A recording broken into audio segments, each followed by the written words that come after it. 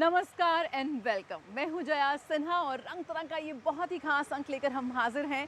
गणपति बाप्पा मोरया। बिल्कुल आप देख सकते हैं कि मैं इस वक्त भी सीधे गणपति बाप्पा के दरबार में यहाँ खड़ी हूँ। हम खड़े हैं राजधानी दिल्ली के महाराष्ट्र सदन में, जहाँ पर गणेश चतुर्थी का बहुत शानदार भव्य कार्यक्रम का आयोजन किया जा रहा है और गणपति बाप्पा साक्षात यहाँ पर विराजमान हैं। दूर दूर से लोग यहाँ पर आ रहे हैं गणेश जी के आशीर्वाद ले लें, उनकी ब्लेसिंग्स ले लें। तो आइए गणपति बप्पा के आशीर्वाद के साथ हम भी शुरुआत करते हैं रंग तरंग की।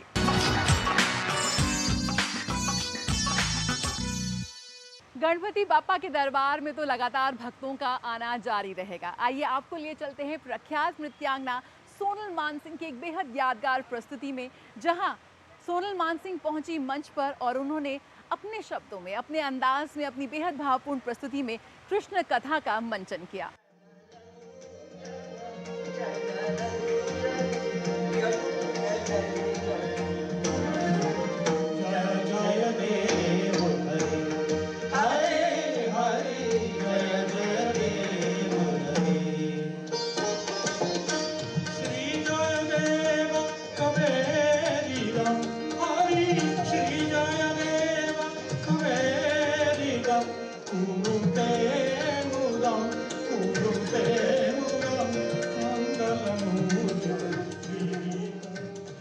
श्री कृष्ण को कन्हैया, माधव, श्याम, गोपाल, केशव और वासुदेव जैसे नामों से जाना जाता है। कृष्ण में 16 कलाएं या दिव्य गुण माने जाते हैं। पूरे भारत में कृष्ण के जन्म को जन्माष्टमी के रूप में मनाया जाता है और भगवान कृष्ण की लीलाओं को जब मंच पर प्रसिद्ध नृत्यांगना सोनल मानसिंह प्रस्तुत करें तो बात ही अलग हो जाती है।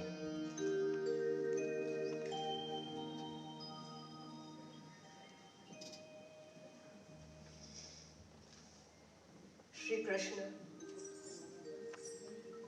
स्वयं पूर्ण पुरुषोत्तम नारायण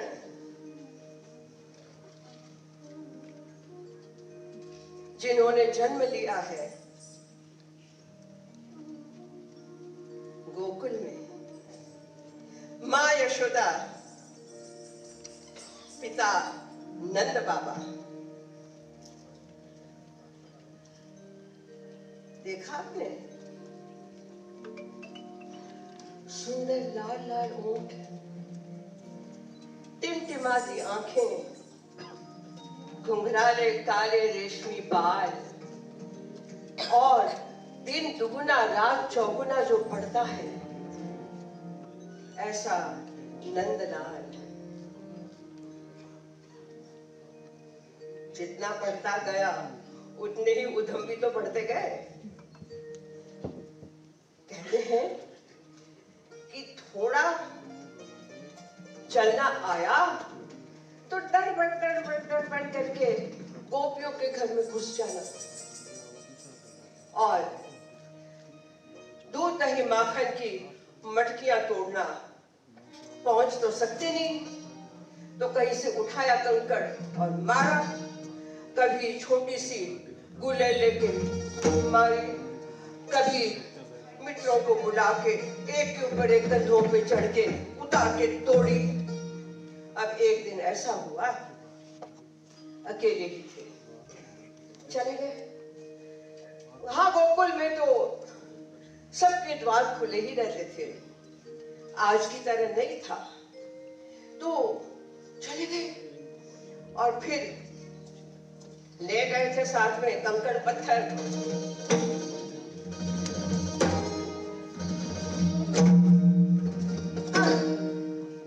धड़ धड़ धड़ धड़ धड़ बैठ गए और बैठ के लबालब खाने लगे। आहा, आपने वो देखा ना हो तो अपनी कल्पना की आंखों के सामने देखिए। उतने में गोपी आ गई और गोपी देख रही है। अच्छा, ये कार्यक्रम ह्यूमन टच फाउंडेशन की ओर से दिल्ली के इंडिया हैबिटेट सेंटर में कृष्ण नाट्य कथा के विषय पर प्रस्तुत किया गया। पद्म भूषण सोनल मानसिंह एक भारतीय शास्त्रीय नृत्यांगना और भरतनाट्यम और ओडिसी नृत्य शैली की गुरु हैं। साथ ही अन्य भारतीय शास्त्रीय नृत्य शैली में भी कुशल हैं। कृष्ण स्वयं ब्रह्मन है, कृष्ण स्वयं भगवान है। तो जब किशोर अवस्था के कृष्ण और बलराम आए तो अक्रूर ने आंखें मली, क्या यही है? उनके मन में ऐसा विचार उठा और उठते ही उनकी आंखों के सामने अंधेरा छा गया।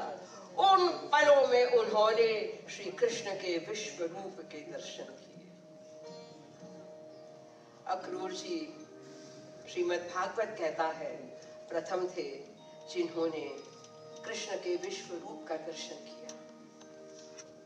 अक्रूर ने बहुत सम्मान से हाथ भगवान कृष्ण अर्जुन से कहते हैं, कर्म ही पूजा है, कर्म ही भक्ति है, इसलिए कर्म को पूरे मन से करना चाहिए।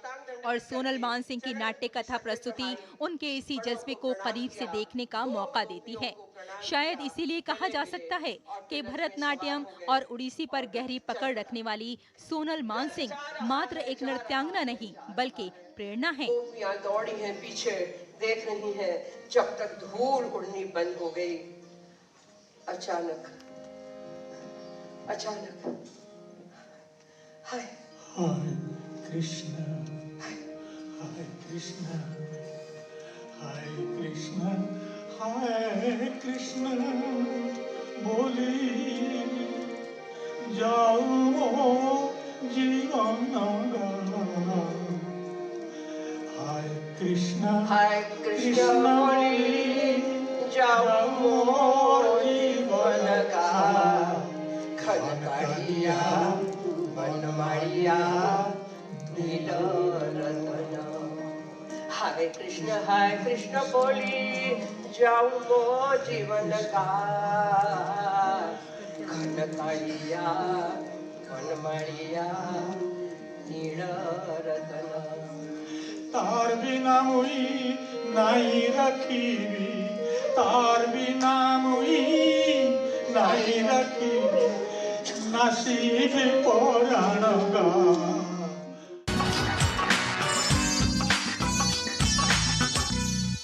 कला और संस्कृति का शहर बनारस। बनारस की कलाओं को, इसकी विरासत को आगे बढ़ाने का श्रेय कहीं ना कहीं जाता है पद्म विभूषण शास्त्रीय गायिका गिरिजा देवी को। आइए आपको एक बेहद खास शाम में लिए चलते हैं जहां पर गिरिजा देवी की विरासत को आगे बढ़ा रही हैं उनकी शिष्या सुनंदा शर्मा। सुनंदा शर्मा ने इस कार्यक्रम में अपने सुरों से सभी को भिगो दिया।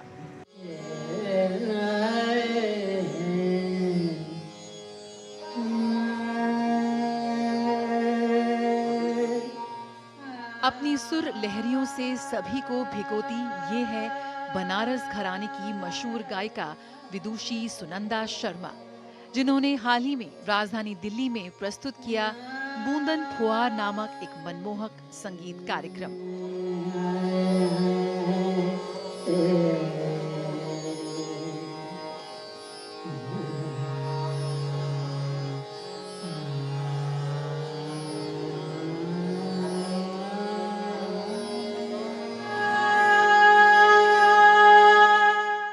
गिरिजा दर्शन ट्रस्ट द्वारा आयोजित इस संगीत कार्यक्रम में भारतीय शास्त्रीय संगीत की मनमोहक धुनों के माध्यम से मॉनसून की एक भावपूर्ण खोज प्रस्तुत की गई।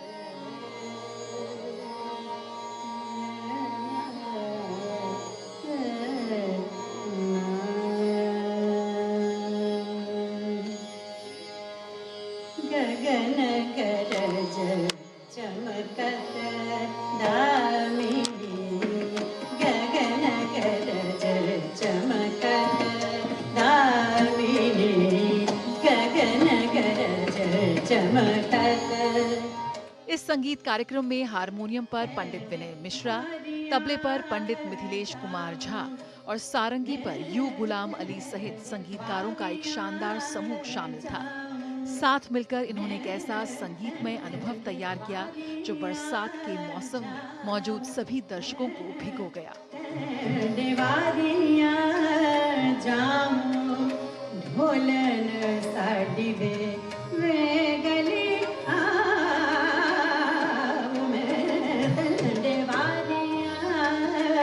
जाऊं, ढोलन साडिवे वे गली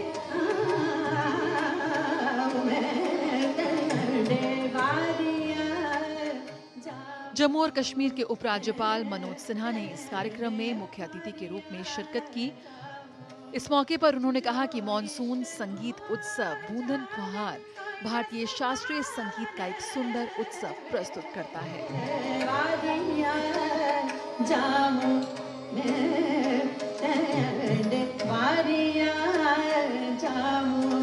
जो इश्क नु जाने सोई रस मान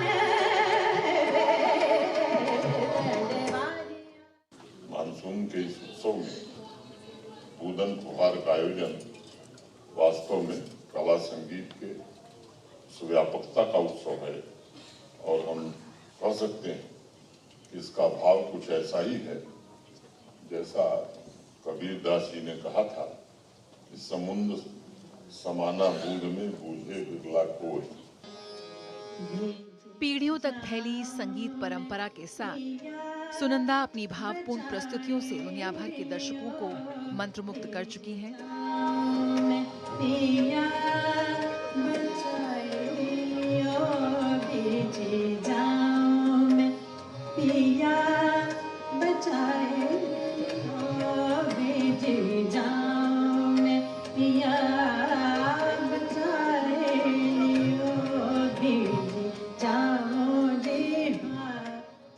गुरु शिष्य परंपरा में उनके गहन प्रशिक्षण ने उनकी कलात्मकता को पूर्णता तक पहुंचाया है।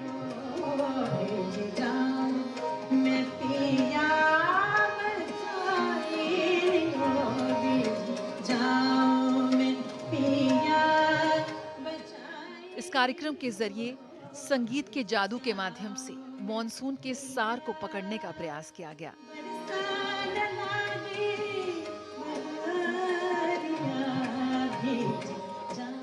बारिश की लय के साथ प्रकृति जीवंत हो उठती है।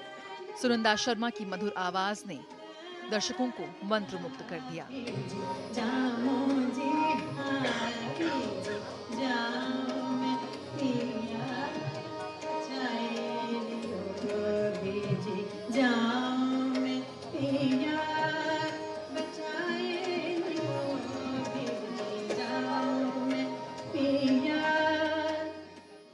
पद्म विभूषण महान गायिका गिरिजा देवी की शिष्या सुनंदा शर्मा के सुरों से सजी ये शाम यकीनन लंबे समय तक लोगों के लिए यादगार रहेगी।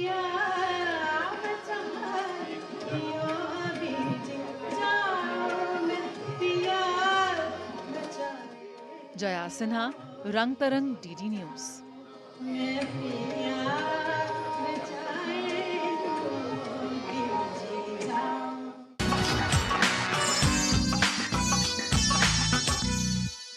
और आइए अब आपको ले चलते हैं फोटोग्राफी की दुनिया में और बात करते हैं एक ऐसे आर्टिस्ट की जिन्होंने फोटोग्राफी की कला में महारत हासिल की। ओपी शर्मा एक ऐसे भारतीय फोटोग्राफर जिन्होंने कई आयाम स्थापित किए। आज भी उनके छात्र उनकी विरासत को आगे बढ़ा रहे हैं। इसी कड़ी में राजधानी दिल्ली में एक बेहद शानदार प्रदर्शनी का आयोजन किया गया जिसमें ओपी शर्मा जी के 1950 से लेकर 1990 के दशक के काम को प्रदर्शित किया गया। उपमहाद्वीप में एनालॉग फोटोग्राफी के आधुनिक मास्टर ओपी शर्मा की कला और उनकी विरासत को समर्पित एक बेहद खूबसूरत प्रदर्शनी का आयोजन किया गया राजधानी दिल्ली के त्रिवेणी कला संगम में। अलकाजी फाउंडेशन द्वारा आयोजित इस प्रदर्शनी के जरिए इस महान कलाकार को नमन किया गया। प्रदर्शनी में उनके संग्रह से 150 से अधिक विंटेज प्रिंट पहली बार देखने को मिले। कई चित्र दिल्ली के मॉडर्न स्कूल में आजादी के बाद के शुरुआती डार्क रूम्स में तैयार किए गए थे, जहां ओपी शर्मा ने 1958 से 2000 तक फोटोग्राफी सिखाई और बाद में त्रिवेणी कला संगम में उन्होंने निर्देशन किया। प्रायोगिक प्रक्रियाओं के माध्यम से उत्पन्न प्रभाव, कोलाज, मल्टीपल एक्सपोजर, फोटोग्राम और सौरीकरण का। इस प्रदर्शनी के उद्घाटन के मौके पर खुद ओपी शर्मा ने शिरकत की। एक लंबे अरसे के बाद ओपी शर्मा को अपने बीच पाकर दर्शकों और उनके शिष्यों के बीच में खासा उत्साह नजर आया। यकीनन उम्र के इस पड़ाव पर भी ओपी शर्मा की जोश में जरा भी फर्क नहीं है।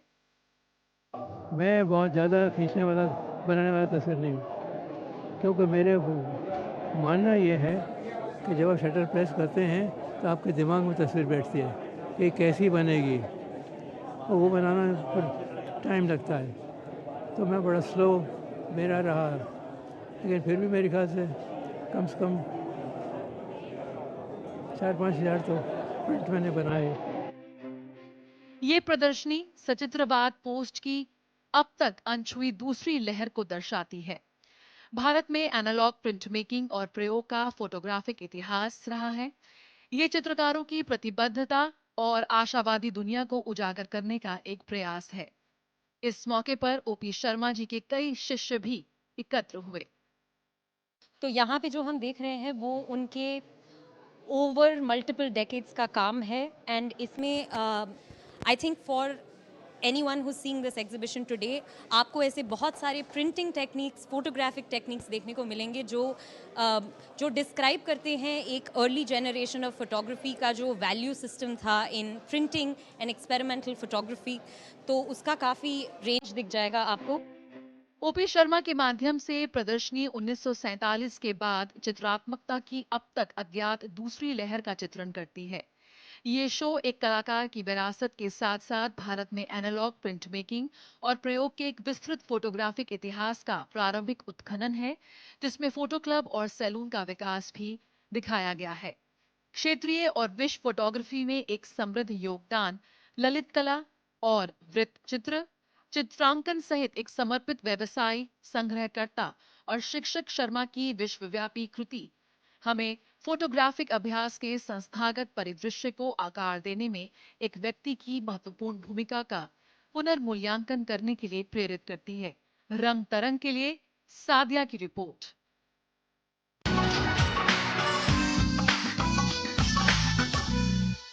और आइए अब आपको लिए चलते हैं राजधानी दिल्ली स्थित राष्ट्रीय नाट्य विद्यालय में, जिसने अपनी स्थापना के 60 वर्ष पूरे किए हैं। एनएसडी के हीरक जयंती पर एक खास समारोह का आयोजन किया गया। अलग अलग नाटकों का मंचन हुआ। कुल 22 प्रस्तुतियां यहां पर की गई। इसी कड़ी में आपको दिखाते हैं कालिदास की अमर कृति अभिज्ञान शकुंतलम का अद्भुत मंचन। आज भी अभिज्ञान शकुंतलम हर उम्र के दर्शकों को अपनी ओर खींचने में सफल रहता है। रसेति इति रस, रस वह है जिसका आस्वादन किया जा सके। जब भी रस की बात होती है तो बात होती है नाट्य की। नाट्य की जब बात होती है तो बात होती है भरत मुनि की। भरत मुनि ने अपने नाट्य शास्त्र में रस के विभिन्न प्रकारों को बताया है। मौजूद है हम राष्ट्रीय नाट्य विद्यालय एनएसडी में। एनएसडी मना रहा है हीरक जयंती यानी रंगमंडल के 60 वर्ष। यहाँ पे अनेक नाटकों का मंचन किया जा रहा है, जिसमें कि आज मंचन है अभिज्ञान शाकुंतलम का। अभिज्ञान शाकुंतलम जिसको कि विश्व ने अनेक नामों से पुकारा। कहीं के रचनाकारों ने इसको अद्भुत कहा तो कहीं के रचनाकारों ने अलौकिक। आज हम देखेंगे कि कालिदास के इस नाटक का रंगमंच में मंचन 2024 यानी 21वीं शताब्दी के दौर में किस प्रकार हो रहा है। आइए चलते हैं आज के इस कार्यक्रम में। राष्ट्रीय नाट्य विद्यालय अपने रंग मंडल की स्थापना का 60 वर्ष बड़ी धूमधाम से मना रहा है। इसी श्रृंखला में राष्ट्रीय नाट्य विद्यालय ने कालिदास की अमर कृति अभिज्ञान शकुंतलम का अद्भुत मंचन प्रस्तुत किया। इस नाटक का मंचन एनएसटी के अभिमंच में हुआ, जो दर्शकों से खचाखच भरा था। अभिज्ञान शकुंतलम को देखने अलग अलग उम्र के लोग आए थे। अभिज्ञान शकुंतलम जो है एक भारत के लिए एक बहुत कालिदास का लिखा हुआ नाटक है। ये भारतीय संस्कृति का एक बहुत उच्च उदाहरण है। अभिज्ञान शकुंतलम मतलब हमारे ऐसे हिस्ट्री से जुड़ा हुआ प्ले है और काफ़ी इंटरेस्टिंग प्ले है। सो इसलिए हम आए हैं यहाँ पे इसको देखने के लिए अपने फ्रेंड्स के साथ। नाटक के निर्देशन का श्रेय जानी मानी निर्देशक विदुषी रीता गांगुली को जाता है, जिन्होंने इस शास्त्रीय कृति को समकालीन दृष्टिकोण से प्रस्तुत किया। अभिनय, संगीत, वेशभूषा और सेट डिजाइन सभी पहलुओं में उत्कृष्टता का प्रदर्शन किया। रंगमंडल के अध्यक्ष राजेश सिंह ने 60 वर्ष पूरे होने को एक बड़ी उपलब्धि के रूप में बताया। उन्होंने अभिज्ञान शकुंतलम के मंचन को लेकर लोगों के उत्साह को सराहा। रंगमंडल जो 1964 में शुरू हुआ 4 कलाकारों के साथ, आज वो अपने 60 साल के सफ़र को पूरा कर रहा है और सिर्फ देश ही नहीं विदेश में भी अपने कीर्तिमान स्थापित किया है और अपनी दिन प्रतिदिन गुणवत्ता को बरकरार रखा है और बढ़ाया जा रहा है। तो जाहिर सी बात है, ये सिर्फ मेरे लिए ही नहीं, सभी रंगकर्मियों के लिए, सभी देशवासियों के लिए गर्व की बात है। नाटक भारतीय रंगमंच की समृद्धि और विरासत का एक उत्कृष्ट उदाहरण है। एनएसडी ने इस नाटक के माध्यम से दर्शकों को भारतीय संस्कृति और साहित्य से परिचित कराया है। अन्य नाटक एनएसडी के रंगशाला में कुछ और दिनों तक प्रदर्शित किए जाएंगे, जिसमें ऐतिहासिक ताजमहल का टेंडर शामिल है।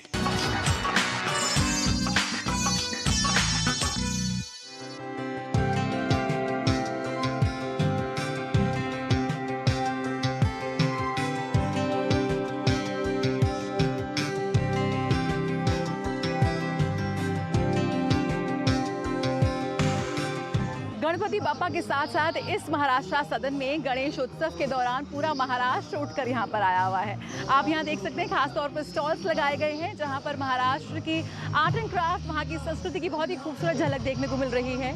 यहाँ पर गणपति बापा की तस्वीरें हम देख सकते हैं। यहाँ पर जो सजावट का सामान यूज़ हम करते हैं, जो इस्तेमाल करते हैं, सजावट के दिए, खास तौर पर जो महाराष्ट्रन डिज़ाइन है वो यहाँ पर प्रदर्शित किया गया है, ताकि लोग जो यहाँ पर आ रहे हैं गणपति बापा से आशीर्वाद लेने, वो गणपति बापा के साथ साथ जो महाराष्ट्र की संस्कृति है उसकी भी एक झलक यहाँ महसूस कर सके। यहाँ पर खास तौर पर जो महाराष्ट्र की साड़ी है वो यहाँ दिखाई गई है। थोड़ा बताइए क्या कुछ लेकर आए हैं आप महाराष्ट्र से? हम लोग महाराष्ट्र की जो स्पेशल पैठनी है वो येवला से लेके आए हैं। उसमें पैठनी दुपट्टा भी है, पैठनी टोपी भी है और ब्लाउज पीस भी है। कुछ एक खोल के दिखाइए। महाराष्ट्र की साड़ी की क्या खासियत होती है? So Maharashtrian sari they have two combinations particularly। जैसे ये प्योर सिल्क में बनती है और ये वीवर्स हैंडलूम पे बनाते हैं, तो यही इसकी खासियत है। One weaver actually take 2 to 2.5 months to actually weave the complete sari. So the sari, the elegance itself explains everything. We have one piece which she will explain. तो ढाई महीने लगे करीब इस साड़ी को बनने में।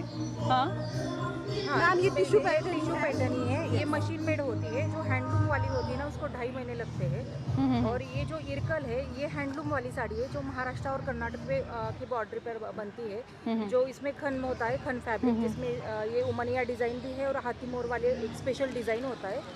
और एक गायत्री बॉर्डर वहाँ का स्पेशल है और महाराष्ट्र में भी बॉर्डर पे बनता है। जैसे ये इरकल हो गई, तो ये सोलापुर डिस्ट्रिक्ट की ये फेमस साड़ी है मतलब। और पैठनी में ये मोर वाला डिज़ाइन रहता है, असावली बॉर्डर बोलते हैं उसको। और अलग अलग लोटस टेम्पल वाला भी डिज़ाइन रहता है इसमें। बिल्कुल, तो ये हैंडलूम साड़ी है, यानी कि हाथ से बनी हुई है। और ख़ास तौर पर सोलापुर से आप कह सकते हैं ये साड़ी आई है। तो महाराष्ट्र सदन में आए हैं यहाँ पर गणेश उत्सव का लुत्फ़ उठाने, तो यहाँ पर इस महाराष्ट्र का इस जायके का भी हम लुत्फ़ उठा सकते हैं। बिल्कुल, ये है उसको टॉप पल्लू बोलते हैं। एक मिनट में आपको दिखा दूँ, ये इसकी स्पेशलिटी है। मतलब ये वाला जो है ना ये टॉप पल्लू बोलते हैं। और इन जो कॉटन की साड़ी है उनको सिल्क मार्क भी है। ओके, तो बहुत ही खूबसूरत और ख़ास तौर पर जो वहाँ जिस तरह से साड़ी बनती है, पहनी जाती है, वो यहाँ पर प्रदर्शित की गई है। और बिना खान पान के, बिना मिठास के किस्सा सेलिब्रेशन, तो उसकी झलक आप यहाँ देख सकते हैं। ख़ास तौर पर जो मोदक हैं जो बहुत ही मशहूर हैं महाराष्ट्र के मोदक, वो यहाँ पर बनाए गए हैं और यहाँ पे परोसे जा रहे हैं। और वड़ा पाव जो कि मुंबई की पहचान है, हमारे महाराष्ट्र की पहचान है, उसे भी यहाँ पर बेचा जा रहा है। क्या कुछ वहीं के मसाले और वहीं के सब लेकर आए हैं आप महाराष्ट्र के? ये सारा होममेड बनाया हुआ है और जो भी है पूरा ऑथेंटिक है इसमें महाराष्ट्र का ऑथेंटिक वड़ा पाव। और अपना ये मोदक है मैडम। हाँ, मोदक के बारे में थोड़ा बताइए। हाँ, ये मोदक में ड्राई फ्रूट भी हैं, प्योर देसी घी में बनाए हुए और पूरे होममेड है मैम। अच्छा, हमारे पास फ्राइड भी है, फ्राइड मोदक भी है, उसमें नारियल की फीलिंग होती है और ड्राई फ्रूट है उसके अंदर। तो खाने में एकदम टेस्टी है मैम। बिल्कुल, तो घर के जैसा स्वाद मिलेगा। तो घर जैसा स्वाद यहाँ पर मिल रहा है। मोदक हैं, वड़ा पाव हैं और एक कोशिश की गई है यहाँ पर कि जो महाराष्ट्र की जो संस्कृति है, वहाँ के जो जायके हैं, उसकी झलक यहाँ पर मिल सके उन तमाम लोगों को जो पहुँच रहे हैं यहाँ पर गणपति बाप्पा के दर्शन करने के लिए।